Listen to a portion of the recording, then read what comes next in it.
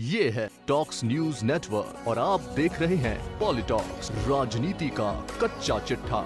देश भर में दांडी यात्रा की 91वीं वर्षगांठ एवं आजादी के 75 वर्ष पूर्ण होने के अवसर पर अमृत महोत्सव का आयोजन किया गया। इस उपलक्ष्य में अहमदाबाद में स्थित साबरमती आश्रम से प्रधानमंत्री नरेंद्र मोदी ने अमृत महोत्सव की शुरुआत की। इस मौके पर पीएम मोदी ने साबरमती आश्रम पहुंचकर महात्मा गांधी को पुष्पांजलि अर्पित की और आजादी का अमृत महोत्सव के तहत 7 जगहों पर डिजिटल तरीके से प्रदर्शनियों का उद्घाटन किया। इस दौरान प्रधानमंत्री नरेंद्र मोदी ने प्रतीकात्मक दांडी यात्रा को हरी झंडी दिखाई, जिसके तहत 81 यात्री साबरमती आश्रम से रवाना हुए। इससे पहले पीएम मोदी ने महोत्सव को संबोधित करते हुए कहा कि किसी राष्ट्र का भविष्य तभी उज्जवल होता है जब वो अपने अतीत के अनुभवों और विरासत के गर्व से पल पल जुड़ा रहता है। आजादी के अमृत महोत्सव के दौरान पीएम मोदी ने कहा कि गुलामी के दौर में करोड़ों लोगों ने आजादी की सुबह का वर्षों तक इंतजार किया। आज अद्भुत संयोग हुआ। अमृत महोत्सव से पहले आज देश की राजधानी में अमृत वर्षा भी हुई और वरुण देव ने आशीर्वाद दिया। आज आजादी के अमृत महोत्सव का पहला दिन है।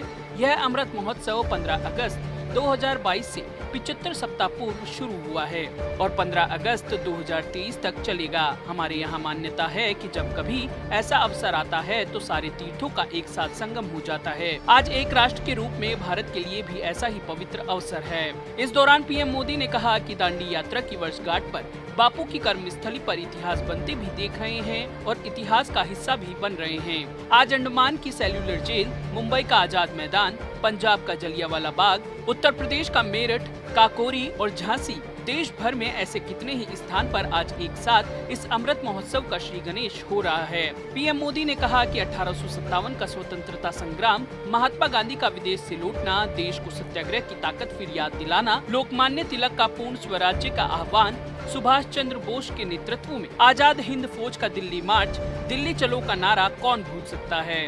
अमृत महोत्सव के दौरान पीएम मोदी ने कहा कि आजादी का अमृत महोत्सव यानी आजादी की ऊर्जा का अमृत, आजादी का अमृत महोत्सव यानी स्वाधीनता सेनानियों से प्रेरणाओं का अमृत, आजादी का अमृत महोत्सव यानी नए विचारों का अमृत, नए संकल्पों का अमृत, आजादी का अमृत महोत्सव यानी आत्मनिर्भरता का अमृत। इससे पहले पीएम मोदी ने आजादी के 5 स्तंभों का भी जिक्र किया और कहा कि freedom, struggle, ideas at 75, achievement at 75, actions at 75 और रिजॉल्व्स एट 75, ये 5 स्तंभ आजादी की लड़ाई के साथ साथ आजाद भारत के सपनों और कर्तव्यों को देश के सामने रखकर आगे बढ़ने की प्रेरणा देंगे।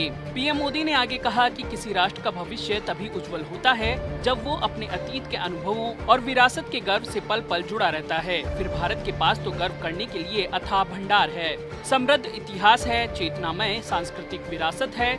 अपने संबोधन के दौरान नमक सत्याग्रह, दांडी यात्रा का जिक्र करते हुए पीएम मोदी ने कहा कि हमारे यहाँ नमक को कभी उसकी कीमत से नहीं आंका गया। हमारे यहाँ नमक का मतलब है ईमानदारी, हमारे यहाँ नमक का मतलब है विश्वास, हमारे यहाँ नमक का मतलब है वफादारी। पीएम मोदी ने कहा कि हम आज भी कहते हैं कि हमने देश का नमक खाया है।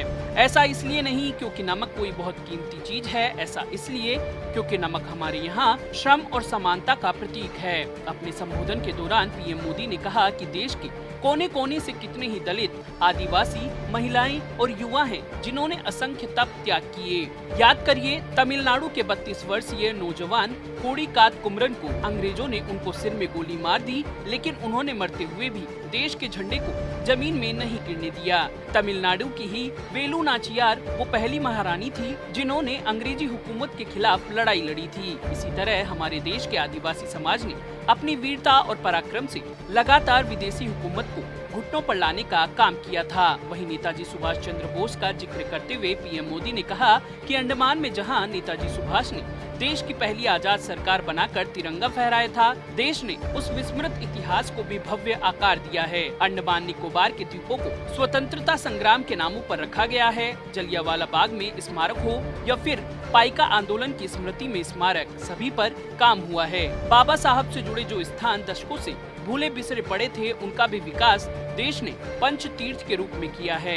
पीएम मोदी ने कहा कि हमारी स्वाधीनता संग्राम में कितने आंदोलन हैं जो देश के सामने उस रूप में नहीं आए जैसे आने चाहिए थे। ये एक एक संग्राम, संघर्ष अपने आप में भारत की असत्य के खिलाफ सत्य की सशक्त घोषणाएं हैं। अन्याय और शोषण के खिलाफ भारत की जो चेतना राम के युग में थी, महाभारत के कुरुक्षेत्र में थी, हल्दी घाटी के युद्ध में थी, शिवाजी के उद्घोष में थी। वही शाश्वत चेतना, वही शौर्य आजादी की हर लड़ाई में अपने भीतर प्रज्वलित करके रखा था। पीएम मोदी ने वोकल फॉर लोकल का जिक्र करते हुए कहा कि आज भी भारत की उपलब्धियां सिर्फ हमारी अपनी नहीं हैं, बल्कि ये पूरी दुनिया को रोशनी दिखाने वाली है, पूरी मानवता में उम्मीद जगाने वाली है। भारत की आत्मनिर्भरता से ओतप्रोत हमारी विकास यात्रा पूरी दुनिया की विकास यात्रा को गति देने वाली है। कोरोना काल में ये हमारे सामने प्रत्यक्ष सिद्ध भी हो रहा है। मानवता को महामारी के संकट से बाहर निकालने में, वैक्सीन निर्माण में भारत की आत्मनिर्भरता का आज पूरी दुनिया को लाभ मिल रहा है। पीएम मोदी ने अपने संबोधन के दौरान कहा कि आज दुनिया के देश भारत का धन्यवाद कर रहे हैं, भारत पर भरोसा कर रहे हैं। यही नए भारत के सूर्योदय की पहली छटा है, यही हमारे भव्य भविष्य की पहली आभा है। पॉलिटॉक्स ब्यूरो, दिल्ली। ये है टॉक्स न्यूज नेटवर्क और आप देख रहे हैं पॉलिटॉक्स, राजनीति का कच्चा चिट्ठा।